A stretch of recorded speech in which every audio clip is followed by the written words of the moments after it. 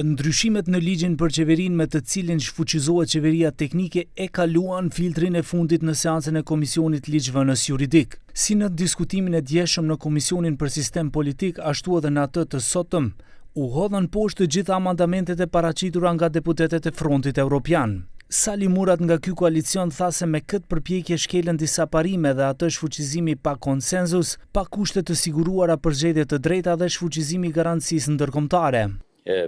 Bërsi politički motiviran predlog, obi za ostranuvanje suštinata na demokratskата garancija bez konsensus, бидејќи овие работи се донесени со консенсус, без меѓународна консултација, без јавна расправа, без правна издржаност.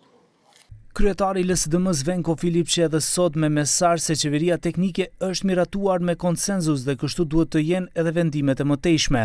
Ai konfirmon se nëse pushteti vazhdon me procesin e shfuqizimit të saj, ata do të largohen nga grupi punues për kodin zgjedhor dhe nuk përjashtoi mundësinë që të merren edhe masa të tjera. Зошто инсистира да се укине пржинската влада ако била донесена со консензус на овој начин? Ние рековме дека ќе напуштиме прво дебатата и учеството во работната група за изборниот закон.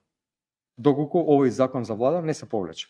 Па оттаму ќе видиме како ќе делуваме понатаму, но сите демократски механизми ќе ги искористиме. Kryeministri Hristijan Miskovski duket se nuk është i shqetësuar nga ultimatumi i Filipçës. Ai tha se edhe pa ata grupi punues për kodin zgjedhor mund të funksionojë. Доколку одлучат да ја напуштат работната група која што работи на новиот изборен законник, тој нивна одлука. Да.